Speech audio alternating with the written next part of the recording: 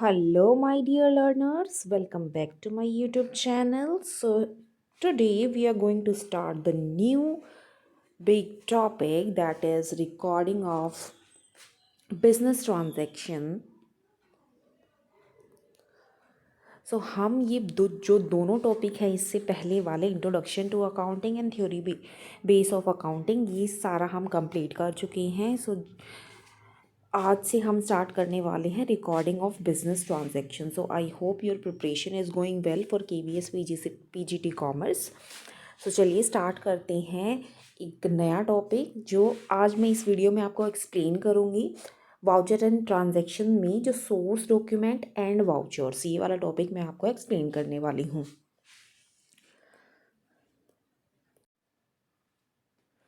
Source document and vouchers, ये दोनों words जो है इंटरचेंजेबली भी यूज़ होते हैं, बट इनमें कुछ डिफरेंसेस हैं, वो हमें पढ़ने हैं। Source document and vouchers both are used in a same manner, but there is difference in these two terms. क्या डिफरेंस है वो हम देख लेते हैं यहाँ पे।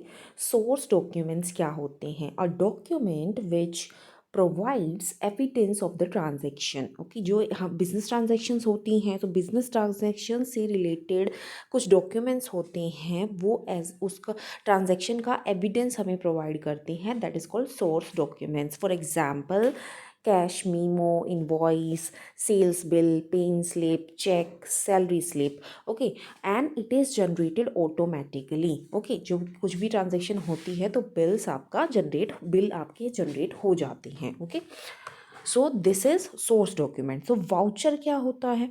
वाउचर एक टाइप है सोर्स डॉक्यूमेंट का। Okay, voucher are a type of source document that acts as the evidence of the business transaction. Okay, इसका एग्जाम्पल क्या हो सकता है? इसका एग्जाम्पल है letter of credit, debit note, credit note. Okay,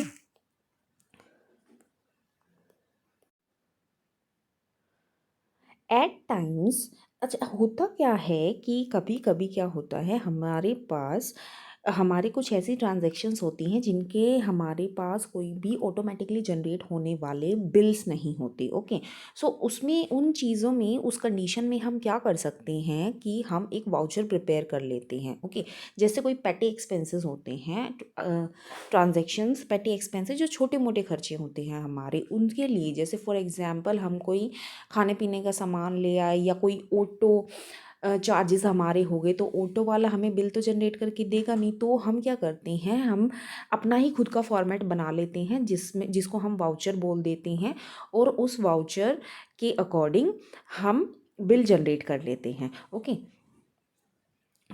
in such case voucher में be prepare showing the necessary details. Okay, उस voucher जो भी प्रिपेयर करते हैं, जो फॉर्मेट हम बनाते हैं, उसमें नेसेसरी डिटेल्स हम ऐड करते हैं and got approved by the appropriate authority within the firm, और उसको अप्रूव भी कराना पड़ता है by the appropriate authority. Firm की जो अप्रोप्रिएट अथॉरिटी होती है उससे वो अप्रूव कराना पड़ता है, उसके बाद ही वो एज अ एविडेंस काम करता है। Okay, as a source document. I hope the difference between the source document and the voucher is clear to you. एक इम्पॉर्टेंट नोट है, जो ये सारे डॉक्यूमेंट्स होते हैं, all such documents are arranged in a chronological order, date wise इनको serial number में arrange किया जाता है और एक सेपरेट फाइल में रखा जाता है।